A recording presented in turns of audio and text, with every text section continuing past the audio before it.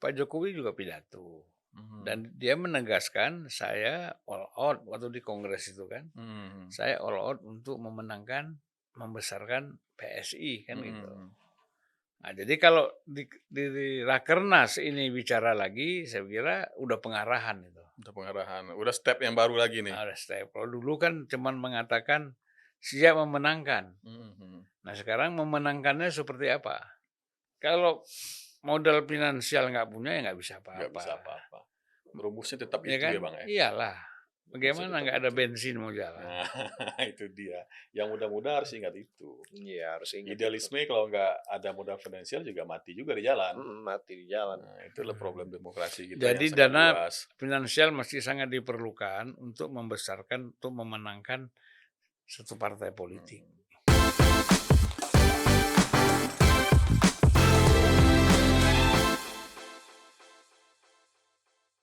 Ketemu lagi di Real Politik.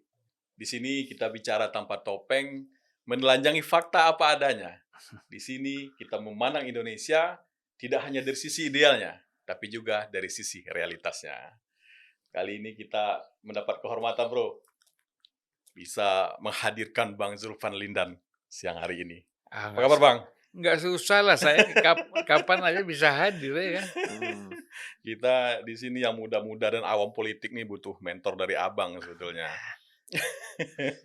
Merendah terus anak muda ini lah. Enggak, kalau Ngelem sama senior terus. memang kita harus ini, harus tahu diri lah, Bro, ya. Memang gitu caranya buat mencuri ilmu kan. Gila. Hmm.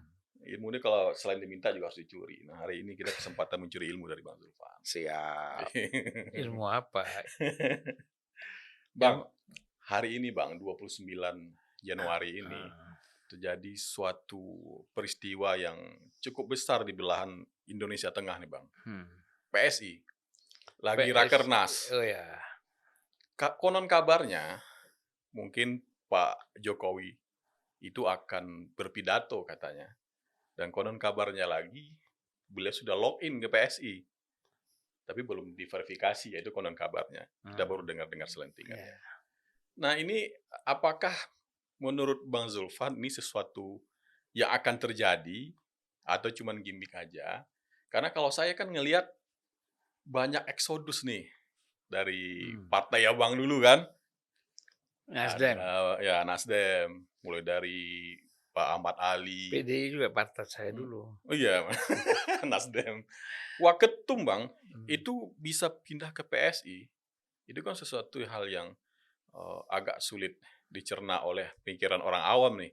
Nasdem yang sudah lolos parlemen ke Senayan, kok tiba-tiba milih PSI? Dan tidak hanya berhenti di situ, ada Bang Bestari Barus. Dan kabarnya lagi nih, Pak Rusdi Mase juga akan berpindah nih. Sudah. Oh, sudah malah. Nah, ini Hmm. itu pembicaraan di belakang layar berarti sudah gitu kan. Oh. Ya sudah kan. Sudah ya. Jadi ini Makanya dibikin di Sulawesi nah, rakernasnya. Makassar ini ya. kan bukan orang-orang sembarangan, Bang. Wakil ketua komisi di DPR gitu. Pindah ke PSI yang belum lolos parlemen sama sekali. Nah, mungkin penonton Real Politik nih yang masih awam kayak kita-kita ini ya, agak kebingungan membaca arah ini, Bang. Nah, menurut Bang Zulfan gimana ya? Apa emang ada faktor Pak Jokowinya ataukah ada faktor di partai lamanya yang mungkin ada sesuatu yang buat mereka tidak bertahan gitu, Bang? Yang mana yang lebih dominan kira-kira? Pertama kalau soal Pak Jokowi pidato biasa ya. Udah sering ya? Kan Pak Jokowi dalam kongres di Solo kemarin, Mhm. PSI, ya kongres PSI, Pak Jokowi juga pidato. Mhm. Dan dia menegaskan saya all out waktu di kongres itu kan. Mhm. Saya all out untuk membesarkan PSI kan gitu. Mhm. Nah, jadi kalau di rakernas ini bicara lagi, saya kira udah pengarahan itu. Untuk pengarahan, udah step yang baru lagi nih. Udah step. Kalau dulu kan cuman mengatakan siap memenangkan. Mhm. Nah, sekarang memenangkannya seperti apa? Ya kan? Mhm. Nah, mungkin biasa di rakernas itu kan dibentuk komisi-komisi ya. Mhm. Nah, dalam komisi-komisi itulah kemungkinan dirumuskan tentang langkah-langkah strategik yang akan dilakukan oleh PSI dan langkah-langkah taktis sampai langkah teknis untuk membesarkan partai. Pasti dibahas itu kan. Jadi tidak cukup langkah strategis, tidak cukup juga langkah taktis, tapi kan teknis perlu. Teknis. Bahkan kalau sekarang kan sudah bicara teknologi, Hmm. IT, AI segala macam, itu kan mesti dimanfaatkan ya oleh partai yang ada sekarang. Nah, saya kira sebagian besar ya kader-kader PSI itu sudah paham lah, apalagi menyangkut teknologi kan, IT dan macam-macam, AI itu sudah menjadi kebiasaan mereka ya, anak-anak muda gitu.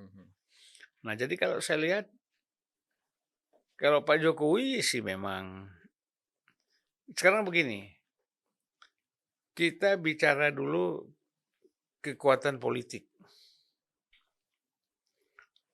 Tadi kan kenapa mereka dari Nasdem, wakil ketua umum, ketua Rudi Masih itu kan ketua DPP juga, dan kalau nggak salah ketua DPD Nasdem Sulawesi Selatan, wakil ketua Komisi 3.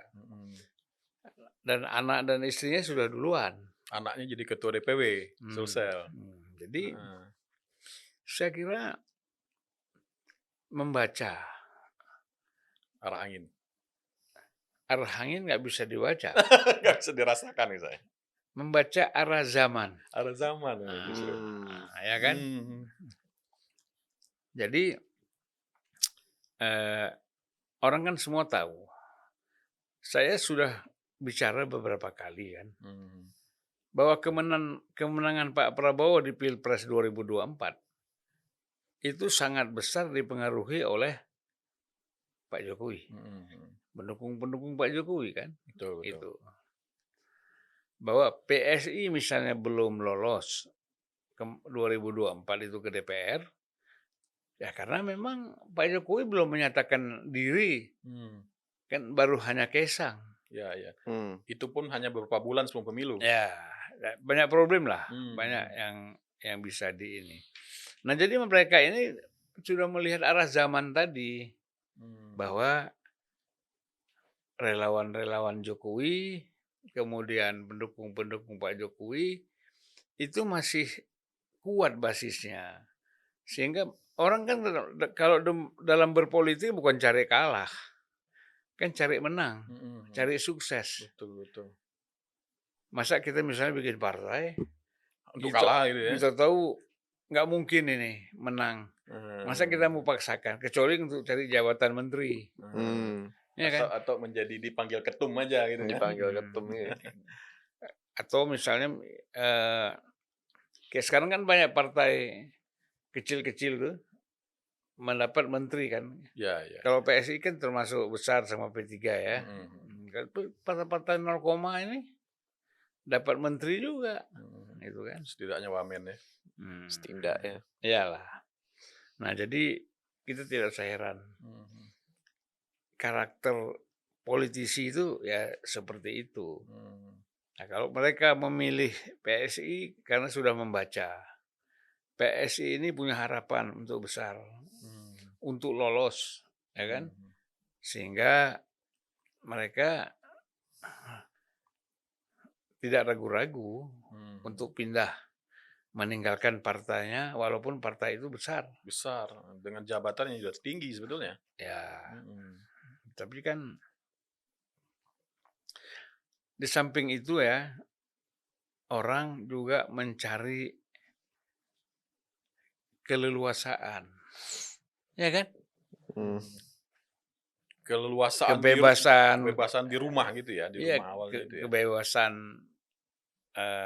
berkreasi, kebebasan berpolitik, ya kan? Kadang-kadang kan kalau hanya dibatasi oleh ketua umum kan capek. Ada faktor itu juga barangkali Bang. Ya pastilah, saya tahu. Dominasi ketua umum mungkin terlalu besar juga gitu ya. Kalau semua hal harus diputuskan melalui ketua umum kan orang malas. Capek juga. Nggak ada ruangnya berkontemplasi, melahirkan ide, gagasan itu kan nggak ada. Nah, gitu saya kira. Ya. Kemudian ada juga kebingungan orang juga sebenarnya melihat Pak Jokowi mau masuk ke PSI itu. Karena dalam kondisi sekarang kan dengan power yang juga masih sangat begitu besar, bahkan mungkin untuk tokoh politik nomor satu lah atau di bawah presiden sedikit lah Bang ya. Itu kan Pak Jokowi seolah tak terbatas dengan partai-partai yang ada sekarang. Misalnya Golkar mungkin ngerasa ya Pak Jokowi itu bagian dari Golkar gitu kan. Atau setidaknya tidak ada resistensi gitu Bang. Nah, ketika Pak Jokowi nanti sudah menunjuk sebuah partai untuk rumahnya, PSI katakanlah begitu, apakah itu akan memberikan ruang yang lebih besar untuk Pak Jokowi atau justru mengecilkan ruang yang tadi itu Bang untuk bermanuver di politik nasional itu? Ya kan wadah ini memberi kesempatan kepada Pak Jokowi untuk berkomunikasi secara luas. Kalau sebagai mantan presiden, Pak SBY mantan presiden, itu pun dia Dewan Pembina Demokrat. Bu Mega mantan presiden, ketua umum. Nah, Pak Jokowi juga perlu ada wadah yang mensupport dia. Mesin politik resmi katakanlah gitu Bang ya. Ya, itu PSI kan. Dan saya kira tak usah malu-malu. Ya kan, tak usah malu-malu. Karena ada target. Memang banyak orang kan biasa kan, kalau nggak suka, benci segala macam, sinis, nyinyir kan. Kalau kita berpikir tentang maunya orang, kita nggak jalan-jalan. Pokoknya bagi kita ada ide, gagasan, visi, misi yang cocok untuk kepentingan bangsa dan negara, jalan aja. Ya, kan? Ya. Jadi posisinya itu ya mungkin menurut Pak Jokowi lebih baik punya mesin politik yang resmi. Dan mungkin juga Pak Anies Baswedan juga mengarah ke situ ya Bang. Ya, pasti. Dengan ada partai baru itu kan selama ini kan berusaha untuk menjadi seolah jadi anak gadis cantik yang bisa dilamar semua orang gitu kan. Dan terbukti kemarin memang berhasil juga. Jadi capres kan dilamar 3 partai. Tapi dengan kondisinya sekarang mendirikan partai itu, nah bagaimana Bang Zulfan membacanya? Apakah Mas Anies itu memang fokus untuk partainya itu atau tetap berusaha untuk menjadi anak gadis cantik tadi? Kenapa? Karena nggak masuk ke dalam pengurus partai kan sebetulnya Mas Anies itu kan? Ya, jadi begini, kalau Anies Baswedan kan jadi gadis cantik itu kan ada waktunya. Ada masanya gitu. Ada 5 tahun kan, waktu SMA. 5 5 tahunnya sudah mahasiswa. Terus penggantinya banyak barangkali kan. Dia ada sadar, yang lebih muda ya. Dia sadar juga itu. Kalau kayak gitu saya harus membuat partai. Ya kan? Ya. Besar atau kecil partainya tergantung perjuangan dia. Semangat dia bagaimana? Perhatian dia terhadap partai ini penuh atau tidak? Kalau hanya sekedar punya partai, katakanlah lolos verifikasi faktual dan kalau administratif gampang ya. Faktual ya. Faktual kan? Nah, lolos. Terus ikut pemilu tapi nggak diurus ya percuma. Lebih anjlok nanti. Lu punya partai cuma dapat 1%. Bagaimana mau kita calonkan sebagai presiden ke PAN, ke Golkar, atau Demokrat atau yang Nasdem misalnya. Berarti kan suara Anies itu ya 1% itu. Justru mendowngrade dia kalau begitu jadinya ya. Jadi makanya bisa jadi bumerang juga kalau misalkan dia nggak ngurus partainya dengan baik. Ya. Nah jadi sama saja dengan PSI. Ya harus bekerja keras. Tidak cukup hanya faktor menjual nama Pak Jokowi. Nggak bisa itu. Dan itu sudah dilakukan 2024 lalu kan Bang. Dengan menjual Nggak nama cukup. Pak Jokowi ternyata tidak cukup. Jadi mesin ini harus bergerak. Ya kan? Ya, berputar, bergerak untuk membangun. Ya partai itu kan banyak, organisasi itu kan banyak ya. Faktor konsolidasi, faktor ide, gagasan, ya, visi misinya, kemudian kader-kadernya itu kan harus bekerja. Untuk apa punya kartu anggota banyak? Tapi nggak real, nggak kerja ya. nggak kerja. Nggak ada kerjaan. Jadi partai itu kualitatif. Kuantitatif itu kan kita 5 tahun sekali. Itu Elektoral. suara banyak kan. Tapi kualitatif itu kan seterusnya. Setelah pemilu, sebelum pemilu kita perlu. Jadi 5 tahun tuh kerja politik jalan terus. Jalan terus. Sekali 5 tahun baru kerja elektoral kan gitu Bang Arsyad ya. Iya, jadi jangan berhenti. Nah, PSI menurut saya kalau mau besar ya seperti itu. Ya, nggak cukup mengandalkan punya uang banyak, nggak ada gunanya. Perindo contohnya Bang, Perindo kan dimiliki oleh konglomerat itu Bang. Udah 2 kali Wah, itu agak pelit juga. Oh, pelit juga. Jadi faktor uang saja juga tidak menentukan ya Bang ya? Tidak menentukan. Kita kan kalau kita cek pengusaha punya partai sekian-sekian, kita cek berapa sumbangannya ke partai. Kalau di audit, ya kan? Itu. Iya. Perindo mengandalkan TV, banyak TV kan? Nah, karena itu dihitung dengan nilai uang kan gitu. Iklan segala macam. Tapi nggak jalan kalau cara seperti itu. Memang harus rajin. Saya ingat cerita Nasdem ya. Pak Surya Paloh itu kan rajin datang ke daerah-daerah. Waktu kita baru pertama sekali meresmikan DPD sampai DPC dia tuh datang. Sampai ke DPC malah ya? Ya datang bawa rombongan, kemudian 2-3 hari di sana, lalu ya biasalah hobinya kan pidato. Ya, orasi-orasi, ya kan? Orasi. Iya. Singapodium memang. Iya. Enggak juga. Oh, enggak juga. Kalau singa kan punya taring ya, ini enggak gitu. punya. Pokoknya mengaum aja lah. Tapi kalau mengaum ini harimau walaupun sudah tua, nggak bertaring, ngaum dia. Orang di rimba pun isi rimba itu tidak takut kalau harimau. Saya nggak tahu kalau kan itu kan ada bluffingnya. Iya lah. Tapi memang Nasdem itu yang saya lihat juga dulu rekrutmennya keren juga ya Bang ya. Gubernur, bupati yang masih menjabat, yang sudah pensiun itu gini kan, tuh. Pak Surya ini kan udah malang melintang di organisasi, ya, di FKPPI, itu kan anak-anak muda Golkar juga di situ kan kumpul, kemudian dia banyaklah organisasi pemuda Golkar dia pimpin, bahkan menjadi pembina Dewan Penasehat di Golkar. Karena itu temannya banyak. Ketika dia mendirikan partai, mengajak kawan-kawan itu sebagian adalah tidak semua, tapi mungkin 25% kan ada yang ikut. Ada yang ikut. Dari pusat sampai daerah kan gitu. Ada yang tunggu dulu gitu kan. Ya, setelah pemilu bisa dapat enggak, ini bisa lolos enggak? Kalau udah lolos masuk kan gitu, banyak. Ada yang dari awal. Jadi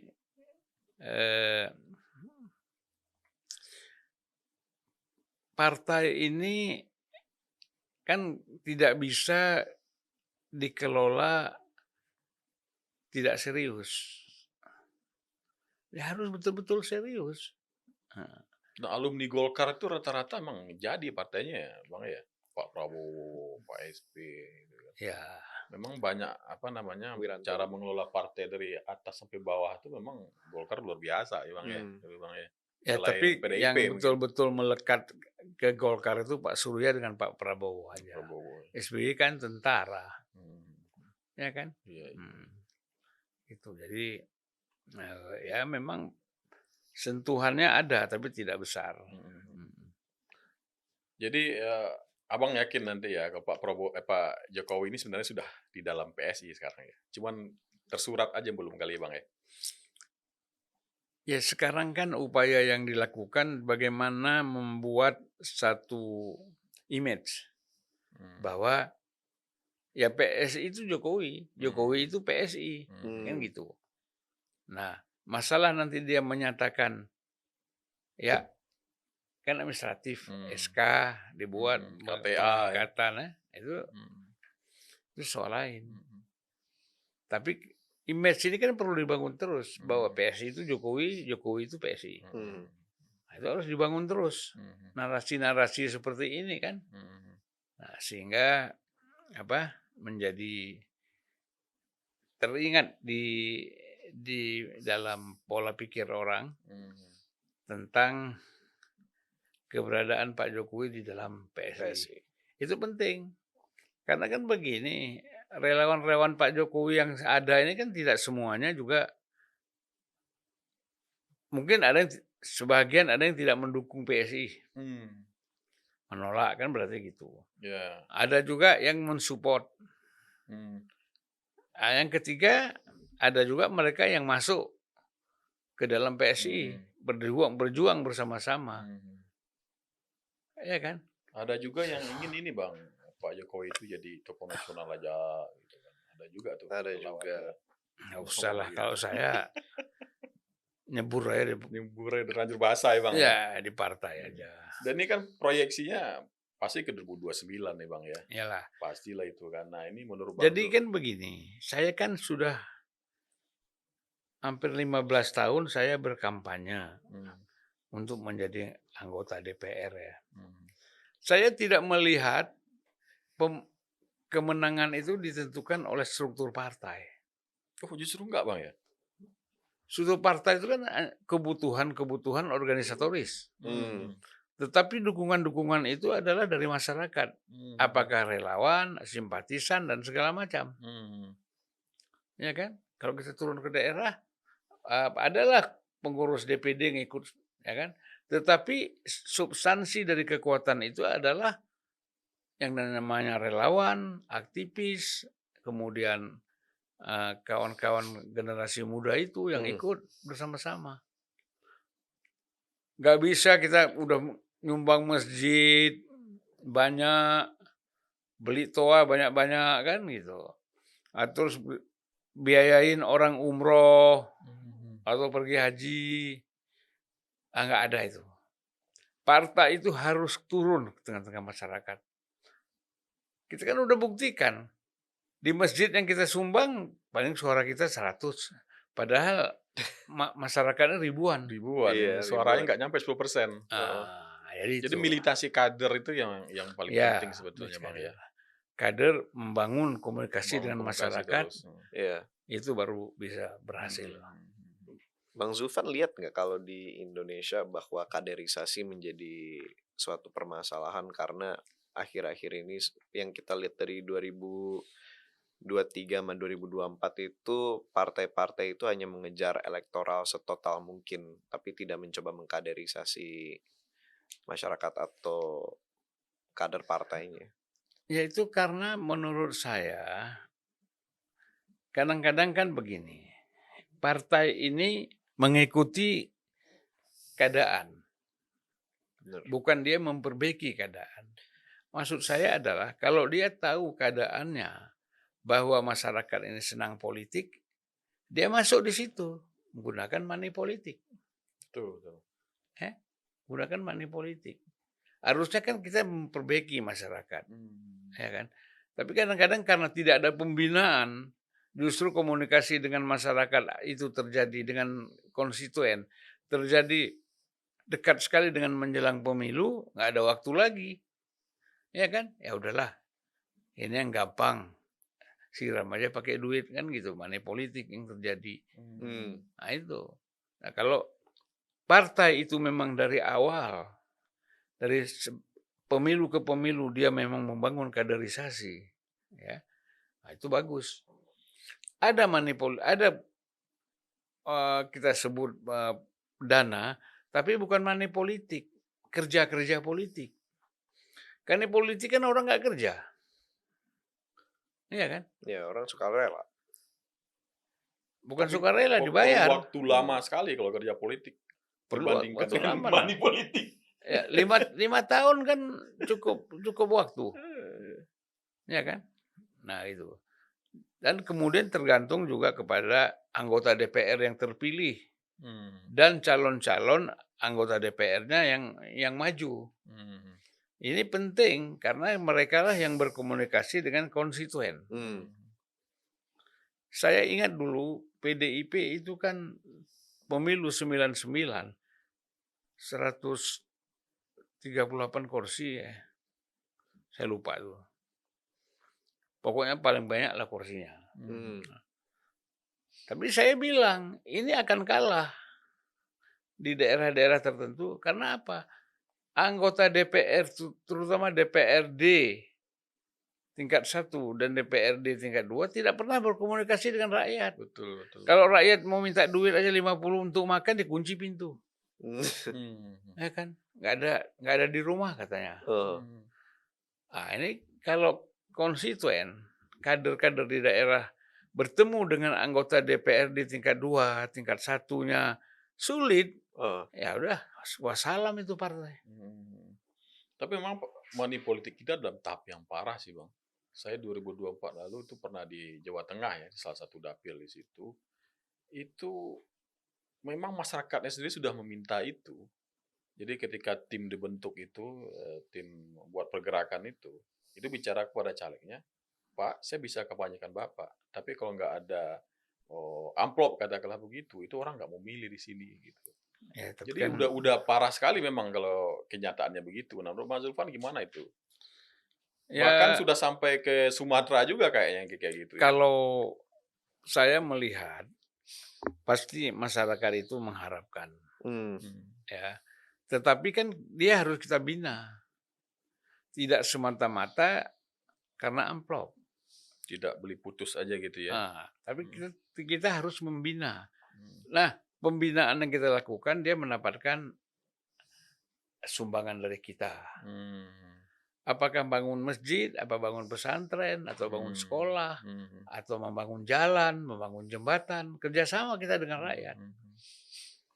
Itu sebenarnya yang bisa dilakukan bisa dengan cara yang lebih advance daripada cuman kan orang-orang nggak mau capek duduk di hotel, panggil siapa yang dianggap tokoh-tokoh, diundang ke hotel, ngobrol-ngobrol, ya kan?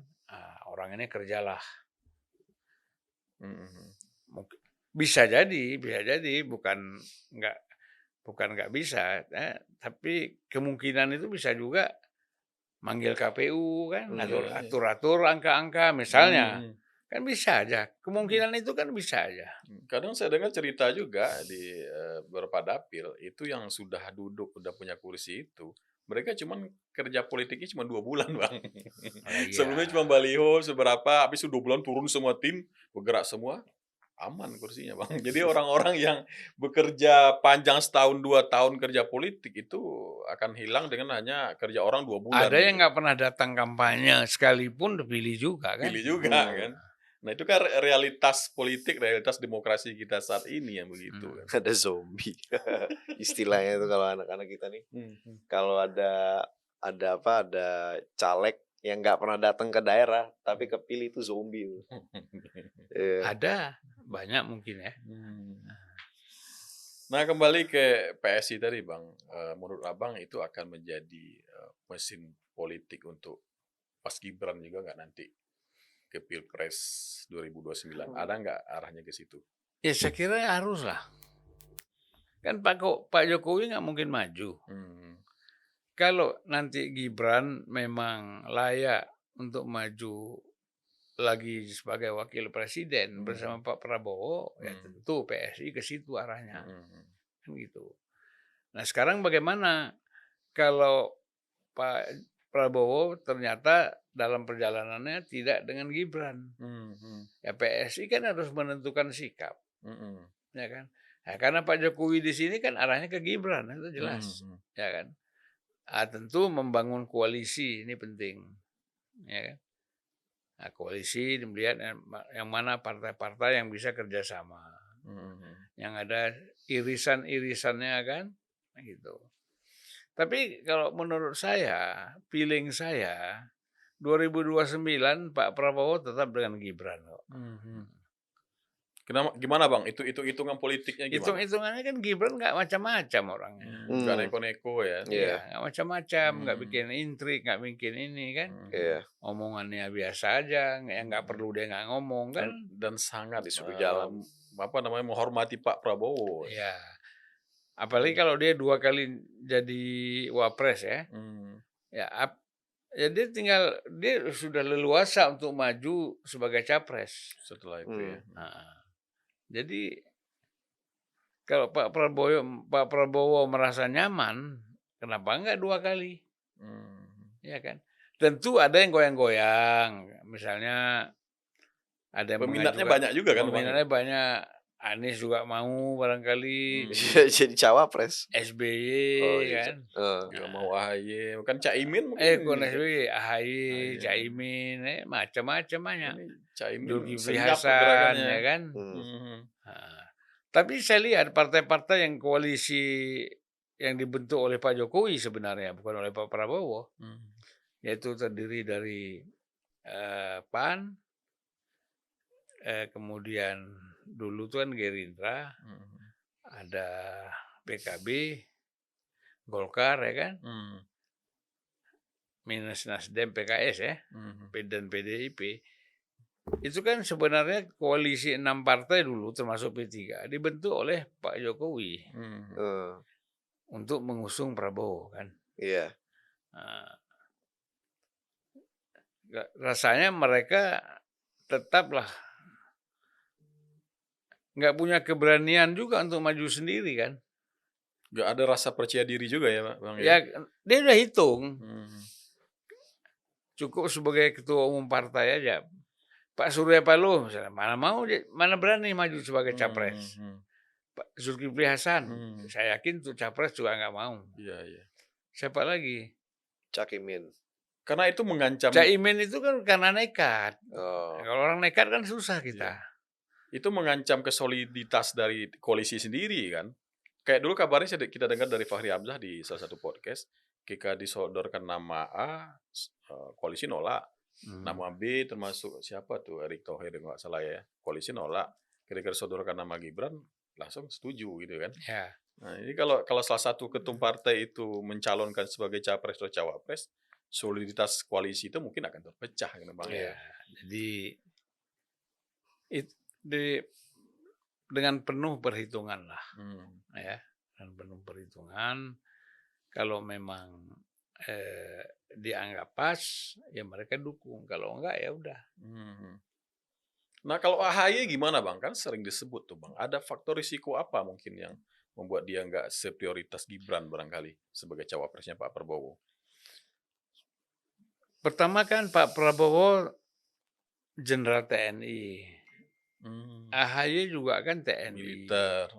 Militer kan. Masa orang melihat kan 2 calon presiden dan wapresnya kok sama-sama militer. Ya kan? Di mana posisi sipil di sini? Nah, jadi itu sendiri sudah masalah. Sudah masalah, betul. Kedua, kemudian kita bicara dari partai pendukung, gitu kan? Paling kan pendukungnya cuman apa? Demokrat. Tambah sedikit PKS kalau mau gabung kan. Dan Demokrat itu kursi paling sedikit di koalisi ya. Ya. 44 kursi. Jangan-jangan pemilu kali ini hilang pula kan. Kurang lagi. Iya. Jadi digrogotin lah oleh PSI, oleh partai-partai lain kan. Jadi kecenderungan turun itu ada. Kalau enggak ya mereka nggak hati-hati. Dan ada bedanya ya. Kalau AHY ini kan dilihat dari dukungan partai saja. Betul. Kalau Gibran ini kan bukan hanya dukungan partai. Suara masyarakat kan. Relawan-relawan banyak sekali. Banyak sekali. Itu kan terbukti kalau dia turun-turun ke daerah itu kan. Orang seperti melihat wajahnya Jokowi itu kan. Nah, jadi kalau kita lihat dari segi itu kansnya besar kans untuk menang itu besar, ya kan? Kalau orang bilang KDM kan dikenal di Jawa Barat, ya kan? Dan Pak Prabowo juga udah kuat di situ. Udah kuat Iya. juga. Kuat di situ. Ya cocok lah itu kalau KDM misalnya kita gabungkan Anies presiden, KDM wakil. Menarik sih buat dilihat sih. Mungkin selain ini ya, the usual suspect ya, kayak Gibran, AHY, dan kawan-kawan. Di sosial media lagi banyak pembahasan kalau misalkan mungkin ada pilihan alternatifnya dalam bentukan Purbaya kali ya. Sebagai cawapres itu menurut Saya Bang kira Zulfan gimana? begini, Purbaya ini kan populer di medsos, belum tentu di masyarakat. Masyarakat kita nggak ngerti masalah keuangan, apa dibilang ada pemotongan ini, pemotongan, nggak ngerti dia. Ya kalau elit, ya kan, pekerja medsos, pegiat medsos, bisa aja. Tapi itu berapa banyak? Omai Rahmat populer, bikin partai nggak pernah lolos. Betul. Oke, Haji Zainuddin MZ dulu ya bikin partai itu. Zainuddin MZ, politik ini memang nggak bisa disamakan dengan popularitas seseorang gitu. Ya, jadi kalau kita lihat tokoh-tokoh seniman, budayawan mau terjun di politik itu harus hati-hati. Kalau untuk Purbaya presidennya mungkin ada untuk jadi cawapres mungkin ada dalam bentukan Budiono pas periode keduanya SBY kan kalau nggak salah Budiono pernah jadi gubernur BI kan, dan Budiono ini dikenal sebagai teknokrat juga. Nah itu kira-kira gimana tuh dengan adanya presiden itu? Kalau Budiono itu kan SBY periode kedua itu disandingkan sama kucing juga menang. Bahkan sendal jepit disandingkan dengan kucing. Menang dia, apalagi dengan Budiono. Ya kan? Iya. Artinya elektabilitasnya sudah jauh di atas aman. Itu artinya kan Demokratnya cukup tinggi dan popularitas SBY sangat populer. Iya. Nggak pakai Budiono kan udah terpilih juga. Cuman syaratnya harus ada wakil presiden ya, pakailah Budiono. Gitu. Berarti kalau sekarang untuk saat ini ya Pak Prabowo masih butuh cawapres untuk mendulang suara ya Bang ya. Udah pastilah. Dan itu kan yang real. Kalau kita kan tahu kalau caleg-caleg lain, partai-partai lain itu kan besar karena calegnya kerja. Ya kan? Caleg di Jawa Barat, caleg di mana tempat yang ada calegnya bagus dia menang. Ya. Nah, seperti saya bilang tadi, kalau Gibran dan Pak Jokowi ini kan merata di masyarakat. Mungkin ya Aceh enggak, ya. Padang enggak, Sumatera Barat enggak, ya kan? Tapi kan yang lain sama rata itu pendukung di luar Jawa. Timur apalagi tuh. Gitu, jadi kita lihat pengaruhnya masih besar, ya kan? Iya. Jadi kalau Purbaya kan viral, tapi untuk memenangkan politik itu butuh nggak bisa mesin politik, jangan mesin partai kan. Gini, orang-orang menteri-menteri populer, apalagi menteri keuangan, itu jangan terlalu pede bahwa mau maju presiden, wakil presiden dia pasti menang, nggak bisa, gitu loh. Nah, karena ini harus betul-betul memahami politik, ya kan. Jadi kalau dia sama sekali kosong, kemudian mengandalkan profesi, itu nggak bisa. Kita ini bukan di Amerika, bukan di Eropa Barat, Uni Eropa, atau negara-negara lain Skandinavia yang sudah maju. Semua masyarakat mampu melihat ini gitu. Problem seperti ini, problem ekonomi rakyat kita kan masih yang penting gue makan deh. Iya. Lu jangan banyak diskusi. Atau kata istilahnya jangan banyak omon-omon deh. Gue perlu makan nih, kan gitu. Iya. Ada lagi wacana di sosial media, kan sempat ada statistik gitu. Saya lupa statistiknya dari mana. Nah, paling bawah itu kan ada 10 nama kemungkinan cawapres ya, sesuai dengan elektabilitasnya di sosial media. Nah, lucunya nih di nomor 10 ini ada Ferry Irwandi ini. Ya itu Gitu. kan nggak serius itu. Oh itu yang muda-muda itu ya, pemilih muda itu Iya, ya? pemilih muda Iya itu. kan pemilih muda berapa orang ada itu. Iya. Belum kan pemilih muda itu kan belum tentu juga semua setuju. Itu lebih ke polling sih kayak, bukan Polling sih. survei. Metodologinya Tapi- nggak ada, polling. Tapi menarik untuk melihat bahwa apakah dari seorang tokoh dari sosial media gitu dan followingnya itu lumayan besar, jutaan orang ngikutin dia. Apakah mungkin dia ada peluang untuk bisa terjun ke politik dan menjadi cawapres? Jangan cawapres, tes Pilkada dulu dulu. DPR. Ada yang Hmm. pilih nggak? Iya. Iya kan? Iya ya. Tes dulu lah tahun ini kan dia masih muda. Coba tes dulu maju DPR RI dari Coba partai Gubernur apa. Sumbar dulu tuh, tes Gubernur dulu Sumbar. Gubernur Sumbar gitu kan. Jadi bupati dulu. Karena bupati dulu. Iya. Apa ada yang pilih apa enggak? Kan gitu.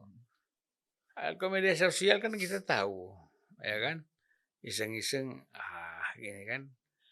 Media sosial itu sekarang dipuja-puja, besok bisa diinjak-injak. Biasa itu.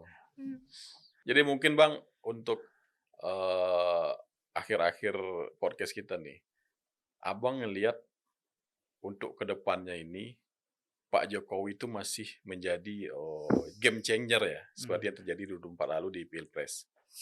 Apalagi kalau ditambah dengan kehadiran PSI, itu sosok Pak Jokowi itu akan terus menjadi sosok yang tokoh yang sangat dipertimbangkan dalam politik ya untuk kedepannya. Masih nggak itu Bang? Saya pikir masih. Mesinnya itu masih tetap jalan. Ya.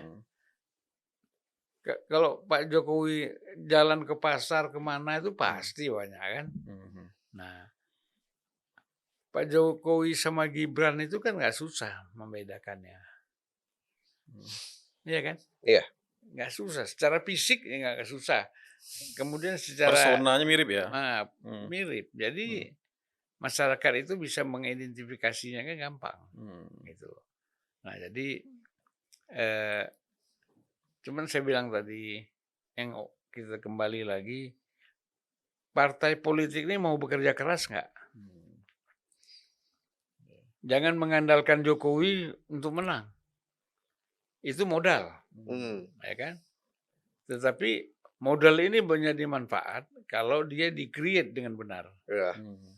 Gitu. Kalau nggak di-create dengan benar ya modal kan bisa tergerus juga. Iya bisa. Tinggal angan-angan aja kalau udah dari ini. Nah, usaha ada segelintir orang atau pihak kadang-kadang gitu yang ingin mendongkrak Pak Jokowi saat ini dengan kasus ijazah palsu, misalnya ijazah Mas Gibran, itu menurut Bang Zulfan itu akan berhasil atau justru malah membuat nama Pak Jokowi semakin menjulang? Yang percaya mereka itu siapa? Masyarakat nggak percaya kan orang-orang itu ya muter-muter orang-orang itu Gatot Nurmantio, Refli Harun, gini kan muter, Roy Suryo. itu aja nggak nambah-nambah. Cuman suaranya gede, suaranya kenceng, tuanya kenceng. Tapi masyarakat kan biarin aja lah. Jadi nggak ngaruh nggak ada pengaruh sama sekali, nggak ada pengaruh sama sekali. Kalau biar aja teriak-teriak itu sekarang kan bukan kafilah anjing bergonggong kafilah berlalu. Sekarang kafilah anjing berlalu kafilah menggonggong. Ya kan? Nah, jadi biar aja. Nah justru berkah bagi Pak Jokowi karena nama terus disebut. Kalau saya sih ketawa-ketawa aja lihat kan. Tidak mungkin dengan begitu mendowngrade Pak Jokowi. Tidak. Karena orang-orangnya itu juga masyarakat kan lihatnya apa sih ini orang nih, ya kan? Dia aja muncul dia aja. Nah kemudian diimbangi dengan orang yang itu juga untuk mengcounter itu bagus sih biar aja. Tapi kalangan masyarakat secara luas kan nggak mau terlibat. Tapi justru jadi ludruk, jadi show, jadi hiburan buat Itu masyarakat, ya. jadi hiburan, tapi hiburan yang ya lama-lama juga annoying juga Bosan. ini, gaduh Ya. ini. Nggak, Kalau kan yang penting bagaimana Pak Jokowinya. Kalau saya lihat dia menikmati kok, Menikmati ya, menikmati. menikmati. iya kayaknya menikmati juga Bang. Karena kan let's say kalau misalkan lo nih dikata-katain sama orang-orang gitu, kan nama lo jadi muter-muter di algoritma. Iya. Terus udah gitu kan banyak yang mau ngebela juga kan. Sampai dari timur jauh tuh ada yang ngebela salah satu reguler podcast Real Politik juga Budiana kan. Itu ya menikmati juga menurut saya. Saya setuju dengan Bang Zulfan. Iya. Kalau nggak menikmati kan pasti lain ceritanya kan. Wong siapa yang Egy Sujana dimaafin sama Pak Jokowi itu. Itu bikin acaranya makin seru justru. Iya, itu buat acaranya makin seru. Wah, kalau ada dimaafin, wah ini orang udah hampir udah godly banget ini orang. Udah suci banget ini orang gitu. Udah sufi ya. Sufi. Nah, Sufi. memaafkan orang yang itu memang ajaran agama itu begitu. Dalam Islam itu kan kalau ada orang menghujat kamu, ya doakan saja dia berubah, ya kan? Iya. Kita melawannya beyond gitu loh. Jangan kita ikutin tabrakan. Kadang-kadang kita tabrakan sama yang kelasnya beda. Ya kan, mobil kecil dengan mobil besar kita tabrakan kan. Saya nggak mau bilang merek ya, nanti tersinggung kan. Besar kecil aja ya. Iya. Nah, Walaupun mobil kecilnya hancur, yang gede juga lecet. jadi dia main di level atas saja. Ya, nggak usah dijawab. Kalau saya itu ada apa itu Roy Suryo lah ini itu ngada-ngada aja. Ngada-ngada aja. Saya jadi menyimpulkan bahwa berbicara banyak dengan Bang Zulfan ini kan berarti parpol itu nggak hanya bisa modal tokoh terus kan, karena nggak akan sustainable ke depannya. Tokoh juga ada ininya, ada tanggal kadaluarsanya juga. Jadi memang di Indonesia ini sekarang ya mindsetnya kita harus berubah dari mengikuti zaman untuk memperbaiki zaman dan memperbaiki masyarakat. Karena kalau misalkan kita kayak gini terus-terus aja gitu, masyarakat kan sebenarnya masyarakat Indonesia kita harus akuin butuh perbaikan. Nah, kalau misalkan itu diikutin berarti kita mengaminkan sebuah kekurangan dong. Ya, berarti memang mesin politik parpol itu memang harus berjalan, kaderisasi menunjukkan yang baik. Makanya PSI gitu. kita harapkan kan berbeda dengan partai lain. Apa bedanya? Kalau partai lain kan udah caranya sudah tradisional banget. Iya. Konservatif. Dari tahun-tahun sudah 25 tahun di DPR begitu aja. Ya kan? Nggak ada ide-ide segar perubahan. Nah, kita ini kan sebenarnya perlu ide-ide segar di perubahan untuk kelas menengah, ya. Untuk kaum kelas menengah dan kaum yang kritis. Kalau rakyat udahlah pasti ikut aja. Nah, tapi kalau partai-partai ini kan banyak ngikut kelas bawah, menengah sama kritis nggak didengar. Karena pasarnya memang paling banyak di bawah kan. Iya. Tapi nggak mau malah larut di dalam apa? Karena kan mengejar elektoral. Mengejar elektoral. Bukan mengejar kualitas. Abang yakin PSI bisa membawa perubahan ke arah situ? Ya bisa, saya kira bisa. Cuman kan nanti pola rekrutmen kaderisasinya seperti apa untuk menjadi caleg-caleg itu. Nggak bisa karena orang dekat sama Pak Jokowi harus masuk, dekat sama Kaisang harus masuk, kan nggak dekat sama Ahmad Ali harus masuk, nggak bisa. Track recordnya harus dilihat semua. Udah jelas dia maju dari partai besar aja nggak pernah menang. Partai seperti PSI mana mungkin dia bisa membawa kemenangan. Nah, itu harus dilihat, dicek. Nggak gampang itu kerja-kerja gitu, nggak susah. Kita kan udah lama di mesin politik partai kan. Nah, jadi sangat gampang sebenarnya untuk mengecek itu. Ya, makanya partai itu harus ada ketua bidang intelijen. Wah, itu harus ada tuh ya? Harus ada itu. Kayaknya belum pernah dengar itu di partai besar udah ada belum? Belum, Bang? Harus ada Ada? partai harus ada dong ketua bidang intelijen atau dengan pendekatan AI, ya kan? Pendekatan itu misalnya kan untuk nyari data. Kamu dari mana? Daftar caleg PSI. Cek dulu dong. Background check gitu ya. Nanti musuh dari dalam pula nih. Kita Kita cek dia, orang tuanya siapa, sejarahnya. Itu perlu. Iya.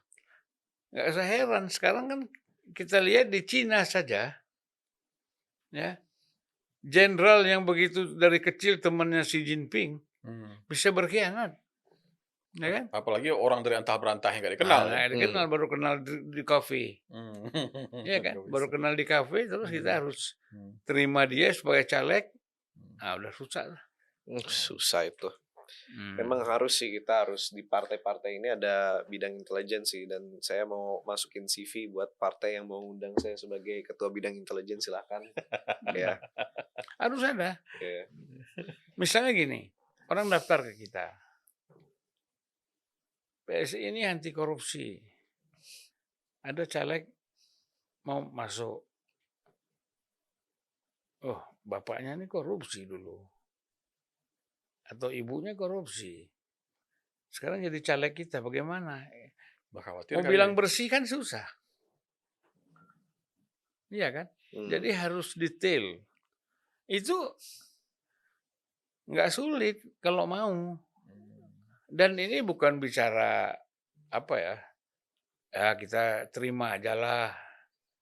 Terima dulu nanti. Siapa tahu dia benar gitu ya. Nanti urusan belakangan nggak bisa. Begitu udah masuk rusak semua. Terakhir Bang, modal finansial masih sangat dibutuhkan nggak Bang? Ya pasti. Pasti ya. Pasti. Itu nggak bisa dihindari ya. Kalau modal finansial nggak punya ya nggak bisa apa-apa. Nggak bisa apa-apa. Rumusnya tetap Ya itu kan? ya Bang ya. Iyalah. Bagaimana nggak ada bensin mau jalan? Nah, itu dia. Yang muda-muda harus ingat itu. Iya, harus ingat. Idealisme kalau nggak ada modal finansial juga mati juga di jalan. Mati di jalan. Nah, itulah problem demokrasi kita. Jadi yang dana luas. finansial masih sangat diperlukan untuk membesarkan, untuk memenangkan satu partai politik. Untuk menjangkau pemilih itu butuh modal finansial, nggak bisa enggak ya Bang ya. Oke. Itu Bro. Jadi begitu kita mendapatkan dan mencuri banyak sekali ilmu nih dari Bang Zulfan hari ini nih. Alah, ngomong-ngomong aja, nggak ada ilmu lah kalian nih. Ya. Nanti saya dikomenin orang, apa ilmu apa itu ngomong-ngomong. Latihan ngelem dikit lah Bang. Jadi begitu guys, untuk episode hari ini. Terima kasih Bang Zulfan Lindan sudah datang kepada podcast hari ini, bagi-bagi dikit tentang parpol dan outlook Indonesia di dalam politik elektoral. Kita akan berjumpa lagi dengan kalian-kalian di Real Politik berikutnya. Bye-bye. Sampai jumpa.